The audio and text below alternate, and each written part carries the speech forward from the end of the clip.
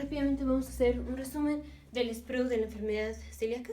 Esto lo vimos de manera extensa en el video anterior, ahorita nada más va a ser un super repaso.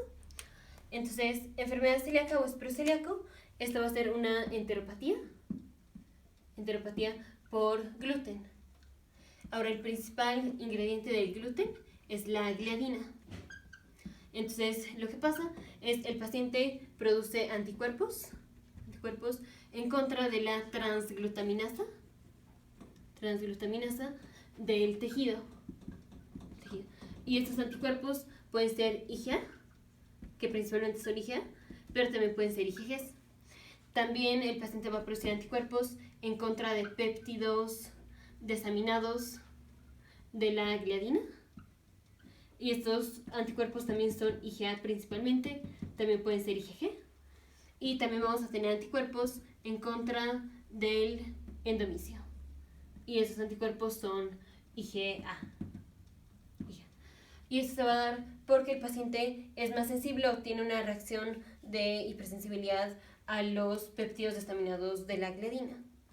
Entonces tenemos, aquí está la célula presentadora de antígeno y a través del MHC2, que es esta molécula, se expresan péptidos desaminados de la gliadina y son reconocidos por el receptor de un linfocito TCD4 positivo. Y eso hace que se liberen citoquinas, como se va a liberar la interleucina 15, la interleucina 17, se libera el factor de necrosis tumoral alfa, se libera interferón, por ejemplo.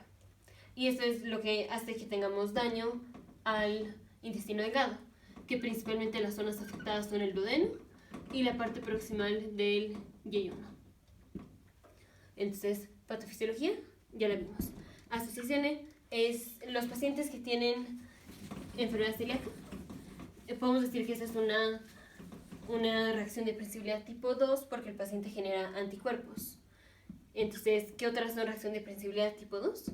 Por ejemplo, que el paciente tenga vitiligo, que el paciente tenga anemia perniciosa, que el paciente tenga tiroiditis, o que el paciente tenga diabetes mellitus tipo 1. Y también se asocia a que los pacientes tengan cierto tipo de HLA, que es HLA de Q2 y HLA de Q8. Se asocia más con el de Q2 que con el de Q8. Que eso es un subtipo del MHC2 que lo acabamos de ver. También se asocia a que el paciente tenga deficiencia de la IgA. Entonces puede ser un paciente que tenga deficiencia de la IgA y que aparte tenga enfermedad celíaca, en cuyo caso entonces el paciente va a generar IgGs en contra de la transglutaminasa del tejido, por ejemplo. Tissue transglutaminase. Pero entonces un paciente con deficiencia de IgA también puede tener enfermedad celíaca y es más común la enfermedad celíaca en pacientes que tienen deficiencia de IgA. Cuadro clínico, esto es, el paciente se va a presentar con diarrea, mala absorción de vitaminas liposolubles, como es por ejemplo vitamina A, E, D y K. También se va a presentar con disminución de hierro, calcio, folato, magnesio, disminución de vitamina B12. Y si tiene disminución de hierro, disminución de folato y disminución de vitamina B12, el paciente va a tener anemia. Entonces puede venir con anemia, puede venir con sintomatología de deficiencia de alguna de las vitaminas y va a venir con diarrea, también va a venir con esteatorrea porque no absorbe la grasa. Y eso se va a dar porque tenemos daño a los enterocitos del duodeno y del yeyuno. Entonces, así se va a presentar generalmente un adulto. Ahora, si eso se presenta en los infantes, se va a presentar como paciente con retraso mental, que es leve, falla para desarrollarse, y la diarrea. Eso es lo más característico. Entonces, cuadro clínico ya.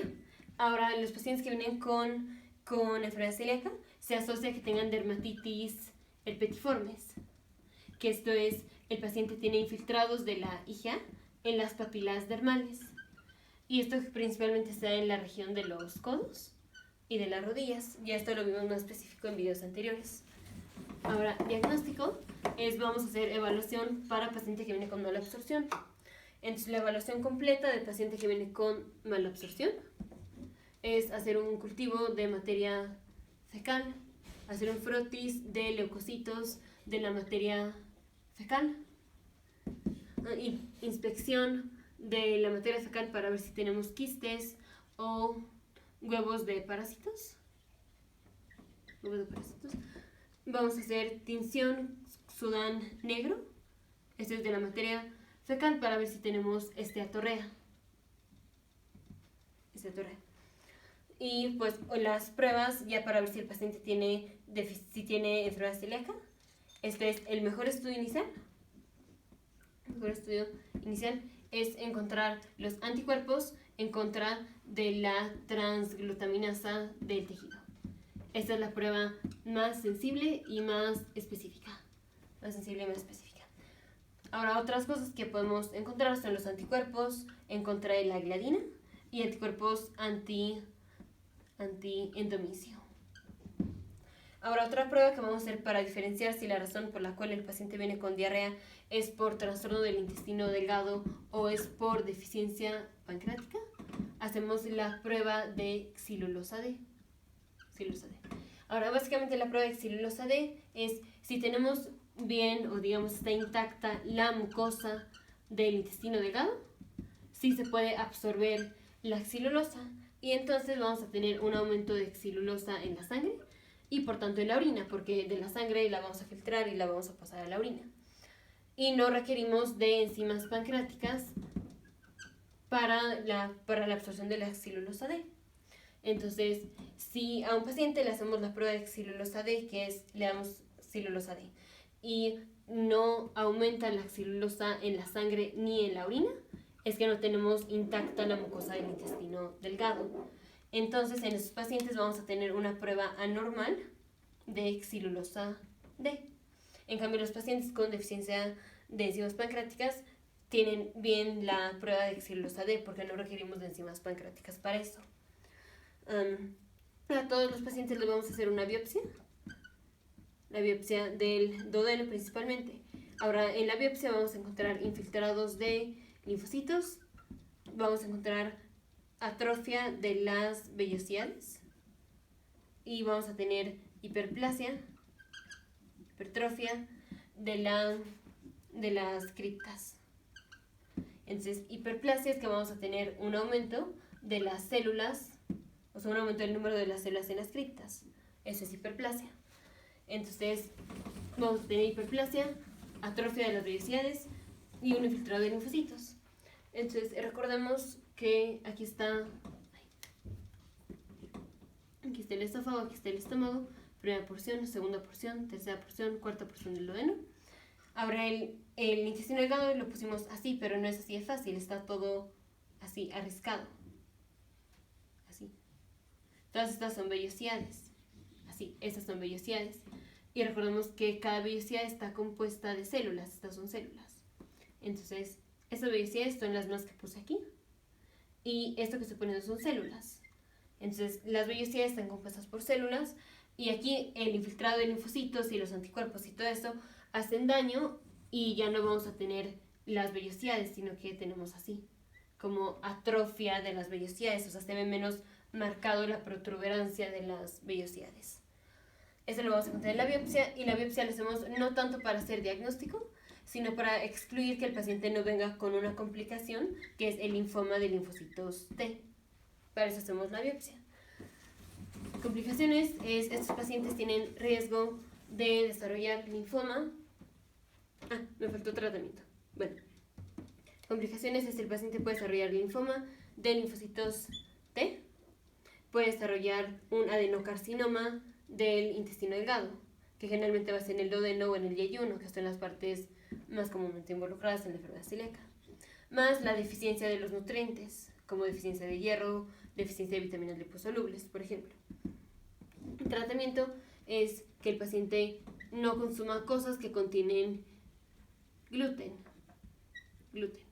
Entonces, o sea, que no contengan gluten, que no contengan trigo, que no contenga, o sea, avena no, por ejemplo. Y vamos a dar Dapsona para la dermatitis herpetiformes.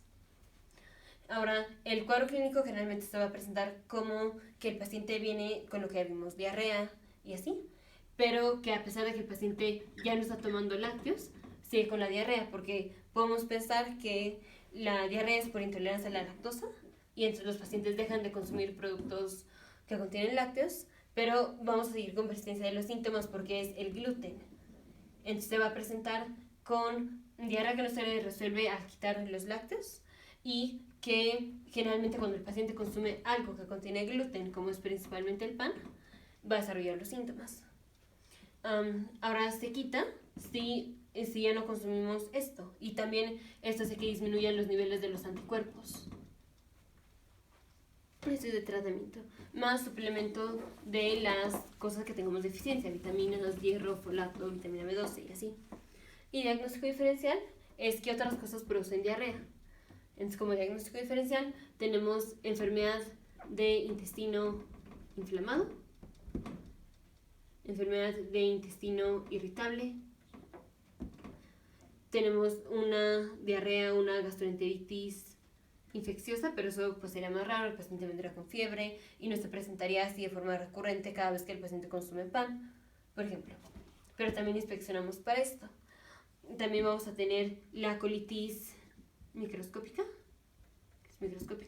intolerancia a la lactosa, enfermedad de Whipple, que es lo que vamos a ver en el siguiente video, o el sprue tropical, o crecimiento de flora bacteriana normal. Nos vemos en el siguiente video, futuros médicos, científicos e ingenieros.